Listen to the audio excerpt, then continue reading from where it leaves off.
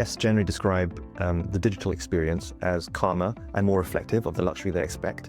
In-room dining teams generally prefer clear orders with calls, as it helps them stay calm, stay present, and give more attention to the guests that do want to speak to them. As a leader who cares deeply about mental health and well-being, how do you see this sense of calm for guests and calm for the team shaping the culture of service in your hotel? A lot of the guests have said one of the things they really like is that when they order online, they can take their time. They can change their mind. They can add things, detract things, subtract things, and they're not feeling as if somebody on the other line is, busy, and they're not hearing phones ring in the background. So it's a much calmer, more luxurious experience. And I've always been a big advocate of that human interaction.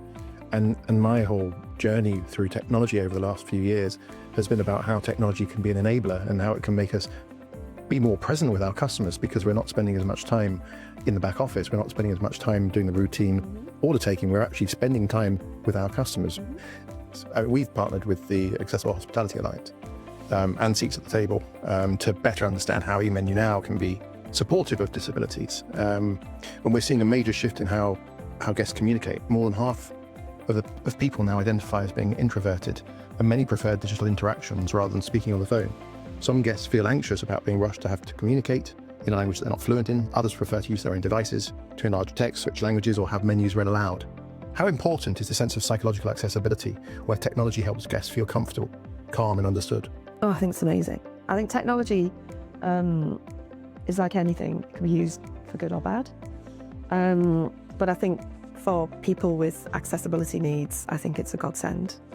And we often see that when people have the privacy to take their time, explore menus, view pictures, make decisions without pressure, that they feel more comfortable with their order.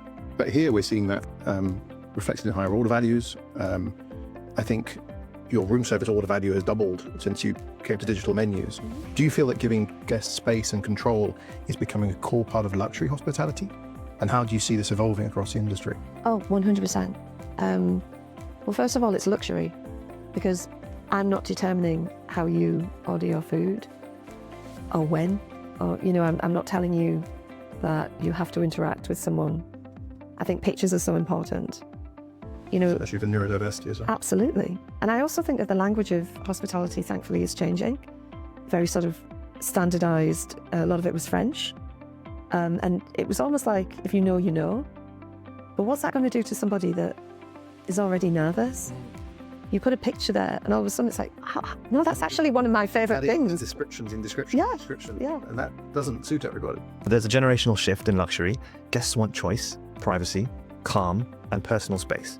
At Pan Pacific, we see this in the way guests return to digital ordering month after month, and how the tip value has almost doubled this quarter versus last quarter. I think technology, and in particular we're talking about how you order your food, interestingly, isn't taking away, is actually adding to a sense of sort of human interaction. And I think it's great. I love to see it.